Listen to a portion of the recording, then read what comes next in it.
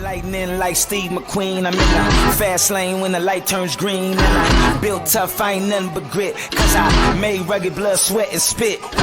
Yeah, like a horse I fly. Better push yourself in for a bumpy ride. I like to play hard, but I work harder. And I weather the storm cause I'm built stronger. This episode is brought to you by SPI Logistics, the premier freight agent logistics firm in North America. For over 40 years, SPI has been diligently building the most successful freight agent network to provide first-class relationships for our shippers, receivers, and carrier partners. We are more than another transportation network. We are a dedicated team of professionals united by one singular purpose, and that is to expedite our agents' success. All of our agents are set up for success on day one, as they are provided with a full suite of support staff that is ready to assist them with everything from after-hours emergencies to financial and administrative needs on a no-fee basis. This way, you can focus on continuing to grow your business. There is no financial risk to start, and you have the ability to earn up to 75% in commissions. If you are looking to take control of your financial future and build your business with the backing of one of the most successful logistics firms in North America, visit www.spi3pl.com to learn more. Do me a favor and let them know that the Freight Coach sent you. Hey guys, before we jump into the episode, I wanted to let you know it is brought to you by Denim. As a business owner myself, I personally know the importance of financial stability and preserving cash flow to help navigate through any freight market. With Denim's comprehensive service offering, you now have an all-in-one financial partner whose platform includes factoring, payments, freight audit, document collection management, and analytics, which help keep your business financially healthy and increase your team's time to focus on revenue-producing activities. You can also take advantage of Denim's free credit check, which they perform on all of your customers, and Denim will proactively reach out to you if they spot any signs of credit deterioration. Finally, Denim always pays your carriers first. As a broker, this is imperative to preserving your credit score in the market, which ultimately helps you become a broker of choice to your carrier partners. Are you ready to learn more? Visit denim.com to schedule a demo today. Just do me a favor and let them know that the Freight Coach sent you. What is up, ladies and gentlemen? We are back. We are live. It is the Freight Coach Podcast, the top podcast in transportation, coming to you guys every single weekday, 8:30 a.m. Pacific, 10:30 Central, to break down some industry headlines, but most importantly, provide some actual insight into what you can do with all of this information. If this is your first time tuning in, welcome. This is the real side of freight, ladies and gentlemen, and I say that before every single show. And what I mean by that is I only speak with transportation professionals, because at the end of the day, you guys, I want to talk to the right individuals who have done what you're looking to do or who are currently doing what you're trying to achieve. So you can take that information, apply it, utilize it, and see a meaningful difference in your business and your life. Corey Buchan, happy Friday, TGIF, everyone, he says out there. He's watching over on YouTube.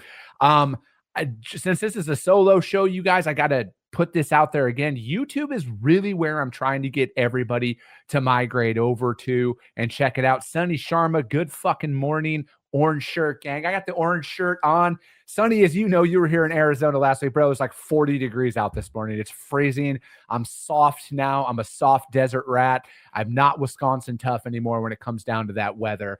But I'm trying to get everybody to come over to YouTube and start watching the show. I've tried watching some live streams of some other creators on LinkedIn specifically here over these last couple of weeks, and I experienced it as well. It freezes up. It's not as quality as YouTube. So I'm trying to get everybody to jump over to YouTube to tune into the live show. Just look for the Freight Coach. You'll find me on there. That's like literally the first thing I did when I started creating content is I got the Freight Coach handle at every social media site that I possibly could. And YouTube is one of them, you guys. So go over there, check that out, you guys. Subscribe over there, and then you can see all my content because we put out little shorts on there as well, and we're really expanding this stuff out. Next thing, and as you can see, I got this cool little layout right now on my screen. Christian on my team is an absolute gangster, and he's helping me improve the aesthetics of the stream. So as you can see, you guys, we got the Apple, we got the Spotify over there, and then we have the freightcoach.com. We do a weekly newsletter, you guys, and I'm really trying to grow that out. Again, it's all freight focused, and it's mainly about the industry, right? And then so if you want to go there and automatically register for that, it will prompt you. And I'm thinking about putting a poll out there on social media to find out if you're cool with getting auto registered for newsletters or not. I have mixed feelings about them. And it really just depends on it, because I get auto subscribe to some newsletters. Some of them are cool, but at the end of the day, I try not to spam people with it, because I have a day job. Everybody has a day job. And I try and I want people to tune into my content because they choose to tune into it, not because they got registered for it and now they just get fucking worn out. So yeah, check that out, you guys. We release a newsletter every single Wednesday. And, just like with everything, just like how the podcast started and it's evolved, the newsletter, we started it, that's going to evolve, and everything else as we continue to grow and scale this little budding media empire out there, because I personally think traditional mainstream media is dead. This last election proved that the independent creator is the way of the future, and that is where more and more people are going to gravitate towards to get their information. And, I got a pretty good track record of proving that that's an accurate statement as well here. So Steve Setka, what is up? He said 44 degrees right now in Minneapolis. Same in Winnipeg. Zona is the place to be right now. Zona is always the place to be, bro. Sunny. Yeah, it was cold when you were here last week. 57 in Clovis. Ugh, man. Let me see here. Robert Peterson, what is up, man? He says, looks good. Great job, Christian. And Christian edits all this stuff out too. So as long as he's watching this replay later on, he's going to see that. He has, man. Honestly, Christian has been such a phenomenal addition to the team to help all of this stuff out, man. I love having him out here, and there's a big part of it. But we are going to go back to hear what we were doing. Corey says it's 32 in Montana. I feel for you, bro. All right. We are today, we're going to break down some industry headlines. We are going to keep it focused in on that. There's been a lot of news that has kind of come up there. And, when I started going back, when I just kind of transitioned to the structure of the live show, I did this, and I keep it at 30 minutes because I have a lot of data from viewership on my show on multiple platforms, and that I saw that the average person was watching or listening to the audio version for like 20 some minutes. And so I was like, all right, so I had to chop it down. And that's why I did this, and I got it down to 30 minutes. And ironically, my viewers tune in for a lot longer now. It's almost at like the 26, 27 minute mark on a 30-minute show, which is massive ROI out there. And, again, we keep when I have guests on, I like to talk about specific topics, right? Like, what are they on for? Their subject matter expert, their expertise, because, at the end of the day, you guys, the whole point of the show is education and insight into the industry. It's by transportation professionals. It's for transportation professionals. And that's the way that we like to keep it. And, for a long time, I did the breakdown of the articles and everything else. And I'm going to do a little bit of that today. And when I do these solo shows, I'm going to do that. And then if I'm feeling really fiery, I'm going to do some training, right? Like, where I'm going to go out there, like I did the last week. For example, I showed everybody how I personally read freight markets, how I personally bid on freight, and how I see things are going out there in the industry. Because, as much as I understand the value of national averages on stuff, it is so unapplicable to so many people who are out there just trying to build their business. And the reality is it is very rare when you onboard a new customer that you're just going to get published rates right away, and you're just going to have RFP level volume and everything else. It's going to start off with a last minute, oh shit option. Hey, rookie, prove yourself. And so we went through a lot of that. And as the solo shows kind of trickle in, I'm going to continue to do that, you guys, because again, the whole point of this entire show is just to add value out there to people. And Steve says Christian is a baller, that when he was a guest, he dialed in the experience. He really does, man. He makes me look really good. That is for damn sure. But so first article we're going to break down. I saw this kind of breaking out there yesterday and across the social media verse. And I try not to engage in a lot of the stuff that I see out there on social media. But I did this morning. I replied to a post that was out there about this specific topic, and fortunately, my good friend Eric Johnson with the JOC wrote an article about this. So double brokering, co-brokering, it's always back in the news. It's one of the the hottest topics that are out there, that go on. And Andrew Silver put a post out there about this. I just saw the one that he had put out today, talking about this in specific, and I agreed with what he, a portion of what he had said on there about the customer not needing it, not knowing about it, and it's ultimately the one who has to sign off on all of this stuff. But we're going to talk about this. So Uber Freight opens truckload capacity networks to rival brokers.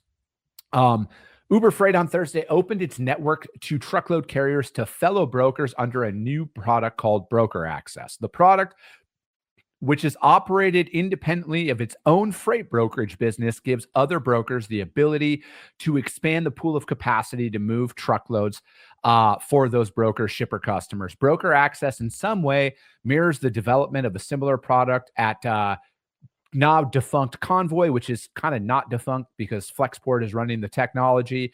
Convoys was, it goes on to say that was acquired by Flexport out there, and it's renamed that the Convoy platform. The commonality between these two products is leveraging a network of hundreds of thousands of truckload carriers who have downloaded the company's apps, and those apps allow drivers to book loads. Uber Freight sees Broker Access as another channel for brokers to find capacity outside of contracts with truckload carriers and posting spot freight on load boards, said Brooks McMahon, the company's vice president of emerging products. We think it'll continue to happen where more and more carriers will want to work this way. McMahon, who spearheaded Convoy for brokers before joining Uber Freight in late 2023. But there will always be a place for relationships, and there'll always be a place for load boards. Keep doing what you're doing and consider this another path to get access to a carrier base.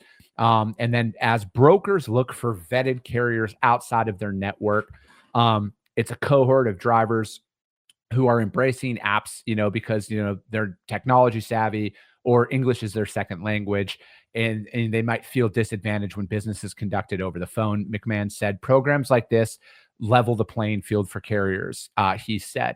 And then it also, data is behind a firewall.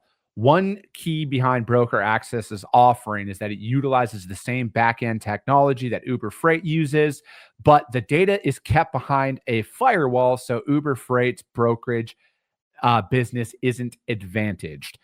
We've got different tables for all of our data, McMahon said. We have access controls. We don't share data with third-party teams. They don't share it with us, so we truly put up walls. And then McMahon said Uber Freight has been trailing Broker Access with group of brokers since May. And the product, it's done via API integration or an EDI exchange. So I look at it like this.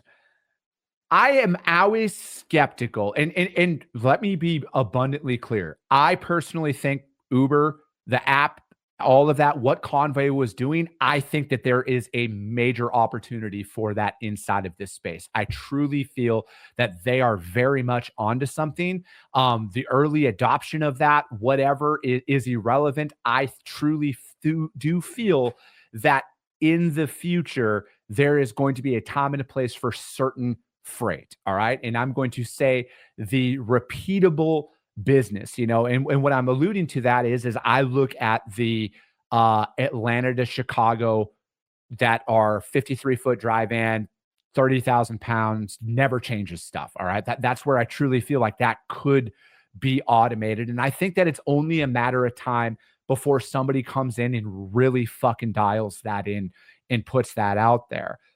My skepticism of this is because I'm a skeptic at heart, you guys. I am very much a skeptic, is that the data is behind a firewall. I am not accusing Uber of not doing this at all, but that's a red flag to me. I feel the exact same way when I'm working with shippers and they use a TMS that is a business entity of another broker. I just don't fucking trust brokers, all right? Because I am a broker. And if I had the ability to see what somebody else was paying, I'm just not saying that, maybe the company as a whole, but what stops a sales rep or two from doing something about it, right? Again, I'm a skeptic at heart, but ultimately it breeds the question, is this just double brokering, right? And when you fundamentally boil it down, whether you want to call it co-brokering, whether you want to call it double brokering. I'm from Northern Wisconsin. We have this saying that's called this. You can put lipstick on a pig, but it's still a fucking pig. And that's what I feel like this is. I just feel like this is trying to, with tech, double broker the freight. I truly do, because ultimately, and this is the part, to tie Andrew's post back into this, about what I had agreed with him on, is the customer aware of what you are doing? Because if you're going to co-broker, double broker, fucking whatever you want to call it, you guys, because there's going to be another term that's going to be came up with here in the near future that's just going to mask what that ultimately is. And if your customer is aware of it, you operate your business however you see fit. If your customer is aware of it. But if it's not aware of it, and if your customer's not asking for this, that means that you are falsely selling them on your capabilities to execute upon their freight. And furthermore, if you need some other brokerage to book your freight for you, give me your customers right now, because it's only a matter of time before I cold call them. And it's only a matter of time before I service them. And it's only a matter of time before you're going to work yourself out of business. Because if you can't fucking build a carrier base, if you can't do your literal job, because that's what this is, you guys, you're giving another broker the ability to broker their freight. They're going to have all the carrier. They're going to have all that shit. Why do they need you? Why does your customer actually need you if you're just going to take that and give your freight to somebody else to do it? I look at it like this. Sonny Sharma, he's a really good friend of mine. He does reefer freight. He does proteins primarily. If for some odd reason he had a customer of that might do what I do, which is specialize in open deck freight, right? Or here, I'll put it this way. Say I have a customer who is moving fucking steel, and for some reason they have a need to ship out 100 reefer trucks of fucking steak for whatever reason. I'm not going to have a co-broker agreement with Sonny. I am going to tell my customer, I have a guy, Sonny Sharma, who you need to talk to, who can handle all of this for you. I do open deck freight, all right? And if this is something that you want to do, I'm not going to co-broker. I'm not going to do any of that stuff. You need to go direct to Sonny, because ultimately, here's what it boils down. I know Sonny does the right thing. I know how Sonny operates, but I don't want to lose my business because of something Sonny does, or vice versa. Sonny probably wouldn't want to have his business affected based on something I did, right? So there has to be that clear separator that goes on out there. And the same thing with LTL, right? Like, I don't do LTL at all, but my boy Gabe Pinkinen dominates LTL. So I'd probably pass him something and not have a co-broker agreement, because I want no part in that. But I truly feel that this is it's just another iteration of that. And if you need another broker to find trucks for you, like literally that's your only fucking job as a broker, is to find trucks. And if you can't find trucks, I don't think brokerage is for you. Okay? I truly don't. If you have trouble sourcing capacity, brokerage is not for you. That's literally what you're selling, is your access to capacity. And I am not going to change my opinion on this no matter what. Is what Uber Freight broker access, is this a great tool for somebody? Probably. It's going to be a great tool for somebody. I don't think it's a bad idea as a whole, right? I just do not think that you are going to make it as a freight broker if you need to find somebody else to cover your trucks. I truly feel that way. And my opinion is not going to be swayed on that at all. But you know what? If this is something that you want to do and you want to have a more hands-off approach and it works out, dude, more things to you. But ultimately, your customer better be aware of what you're doing. Okay. If you are using another third party system, because customers aren't dumb, right? Like they fucking know that we ultimately use load boards to find capacity, but then, using those same carriers time and time again and not going out to a load board is really what the whole point of that is. But, if your customer is aware of this, go out there and do it. But otherwise, you're knowingly and willingly double brokering your customers' freight, co-brokering your customers' freight. Yes, I know that people want to fucking try and delineate between the two, but it's an iteration of the exact same fucking thing. All right. I don't care what anybody says. I don't care how they try and spin it. None of that bullshit. It's all the same. It is, you're adding another broker into the mix. And if you need to add another broker into the mix, you should not be moving that freight at all. All right. You shouldn't be doing that. I just look at it as it's hard enough to get business, right? It's hard enough to get business. It's even harder to keep business, and it's even harder to scale that business up. And for you to just do that and then just give it to somebody else and then just blatantly lie to your customer about it. And then, because like, I don't know, I believe you got to control your variables, right? And me having direct access to the carrier and sourcing that capacity myself and speaking to the driver and doing that and handling all of that stuff, that is a competitive advantage ultimately. But if you're just looking to outsource your shit, you can park your book of business with me. All right. Give me your book of business. We'll work something out and I'll take care of everything for you if you don't want to fucking book freight. Because otherwise, you guys, it's only a matter of time before somebody comes in there and takes that business away from you. Like we're out there, we're cold calling, we're prospecting, we're trying everything we possibly can to get in the door. And when you're cold call, like customers hear the exact same pitch time and time again. Like the only real way that you're going to be able to separate yourself is how you operate their business. And it is a massive risk for somebody to bring you on as a provider. And to begin with, it is a massive risk to contract them, at all as a broker. And then if you're just going to do some more shady shit that they're not going to be aware of, like you're literally just digging your own grave there. All right. And I hope I did a good enough job of separating the fact that I don't think Uber Freight's in the wrong. I don't think what Uber Freight is doing is a bad idea. I think somebody's going to do it. I just don't think it's for me. I don't think it's going to be for me. And frankly, again, when it boils down to it, if you need another broker to cover your freight, you're going to have a very hard time making it as a broker in this industry. And, again, I'm a skeptic, right? Like, I don't care what fucking firewall. It could be in Fort fucking Knox for all I care. I still don't trust that somebody's not going to have access to my data.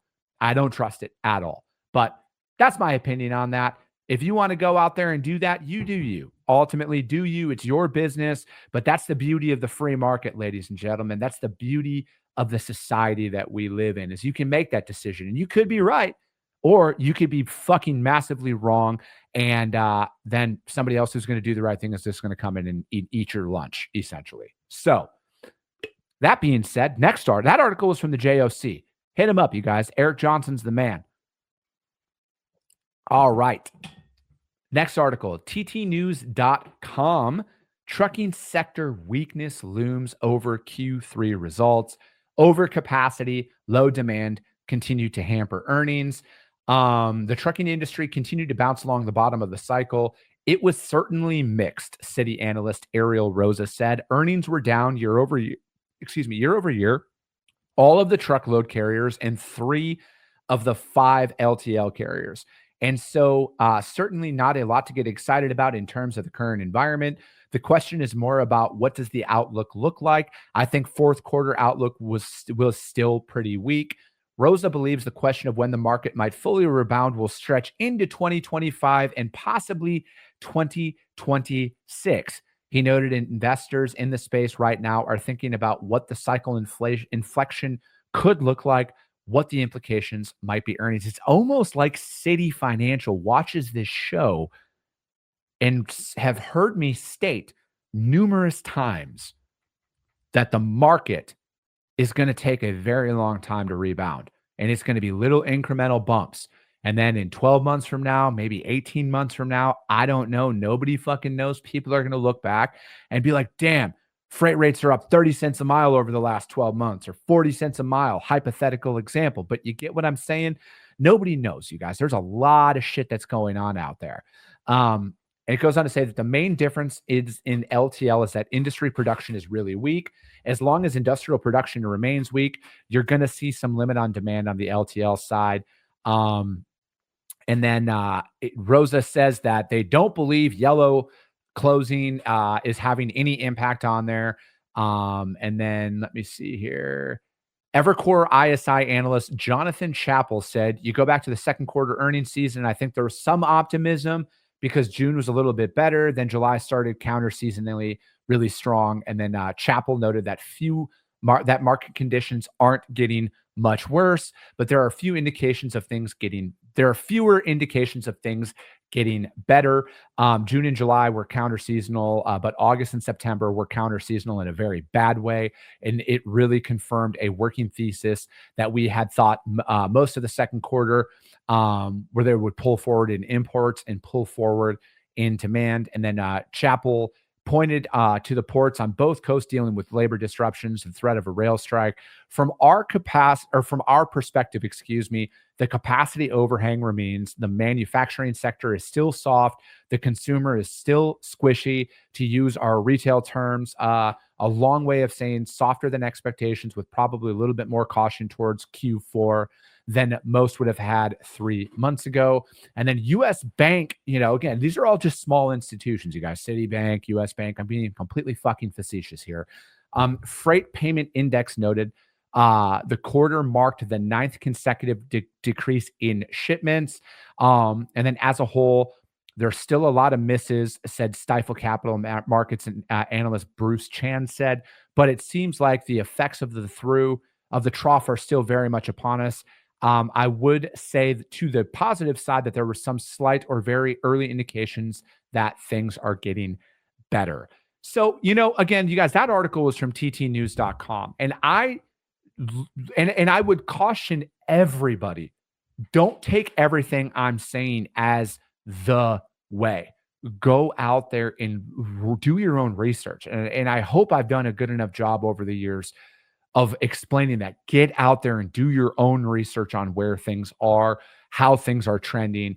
That article specifically was from ttnews.com, and the trucking sector weakness looms over Q3 results. And, again, I am an optimistic realist about everything. I am always optimistic that I am going to perform at a high level and do what I need to do to make my business work. I am optimistic about my internal operations, but I'm a realist out there as well, that nobody snaps their fingers. Nobody has that type of power in this country to snap their fingers and say, everything's instantly better, ladies and gentlemen. You don't have to work anymore. I think that we are still a long ways out from any noticeable changes. Could I be wrong? Abso-fucking-lutely, I could be wrong. It could get better in the next 2 days for all I know, right? But ultimately, based on what I've experienced in my 15 years of actually doing this fucking job, is what we are in a position for is a gradual increase over time. All right. And I think that no matter what, there's an opportunity in any market. There is a high probability that somebody out there is fucking up right now, and you have an opportunity to cold call that shipper today and be that knight in shining armor that's going to come in and not double broker their freight or co-broker their freight, because you can actually do what the fuck you say you can do. But yeah, you guys, that's kind of my opinion on that one. And I truly think so. Like I had mentioned yesterday, and I'm going to mention this as well. I'm having somebody come on the show next week to talk about tariffs, right? Like there's a lot of talk out there about tariffs and what that's going to do for the industry. And there's some different school of thoughts out there as well. And I want to bring every single opinion on here that I think is relevant to talk about this, right? Whether you're pro any of this stuff or either you're against it, I think it is very imperative that we stop sitting inside of an echo chamber and only listening to what we want to hear. Because ultimately that does not make you help you make qualified and the best decision out there. You need to look at dissenting viewpoints at times. You need to look at all the data that's out there. And you can't just say, well, I said this, or you can't just say this one person said that, so now everything's going to be better. Ultimately, you guys, nobody's going to come in and make your business profitable but you. All right. Nobody out there is going to write your processes for your procedures, find you business. Nobody's going to do any of that but you. So ultimately, you got to take these as an opportunity to go in there, get better, and make shit happen day in and day out. But speaking of that, I got to get back to making cold calls, you guys, because I actually do that shit and I don't just post about it. So I got to get back after it, you guys. That's going to be it for today. We got a swarm of guests coming on next week. We are going to be talking about a bunch of cool shit like we always do. But as always, you guys, if you guys got value in what you heard, which I think you guys do, and you're not subscribed, subscribe to the show, you guys. Share it out there to your network. Get it out there, you guys. That's how we grow. But most importantly, this is how we can help more people, is because if you see value, your network's going to see value as well. I appreciate you guys. I love you guys. And we'll be talking to you soon.